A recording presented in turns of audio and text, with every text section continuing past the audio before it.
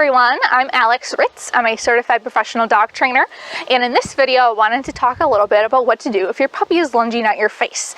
And when we're talking about puppies lunging at your face, what I see the majority of puppies doing is playing, right? And if you watch dogs play, they often play a game we call bitey face, where they'll arr and have their mouth open and chomp at each other's faces.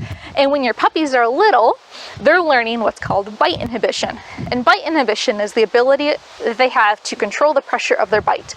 So I can play with my adult dogs. We kind of play a modified version of bitey face. You know, obviously I don't play with my face, but I'll play with my hands, make little claws, grab at them, and they'll mouth open, rar, rar, rar, and they're never putting their teeth on me in a way that's painful, because they understand an appropriate way to use their teeth. Painful ways that they use their teeth and the fun game for them. If they use them appropriately and gently, we can keep playing. So that's the kind of puppy lunging that I typically see, is puppies that are trying to initiate play. If your puppy is lunging at your face aggressively, so you're going to take away a chew toy and they lunge at you instead, especially if this is a young puppy doing this, you need to seek a professional for help sooner rather than later.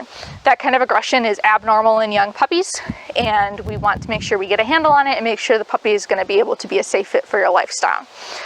But the normal puppy lunging, goofy playing is another kind of version of puppies nipping at ankles, nipping at clothes, nipping at hands, and it's just a matter of your face is a fun thing to nip at, and that's what dogs nip at, is their other dogs' faces when they're playing. So if your puppy is lunging towards your face, first thing you can do for the majority of dogs is you can stand up. Most puppies are not going to be able to still reach your face. So remove your face from the equation. Instead of sitting on the floor playing with your puppy, stand up and play with your puppy. Instead of having your puppy on the couch with you, puppy on the floor, you stay sitting on the couch, and then your face has distance away from your puppy. The second thing that you can do is redirect them to a toy. So have something appropriate available so that they have something they can put in their mouth that is not your face.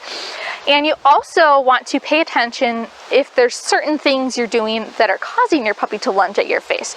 So for example, some puppies, if you blow on them, just, you know, in their face as a kind of a fun game, their response is to bite back and to chomp at that air.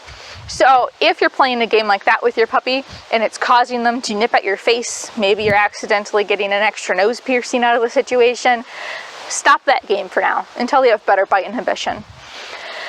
And just make sure that you are comfortable with your puppy's body language in play, that it's not actual aggression where they're stiff, growling about it, and then launching themselves at you as a way to protect themselves or make you stop whatever you're doing.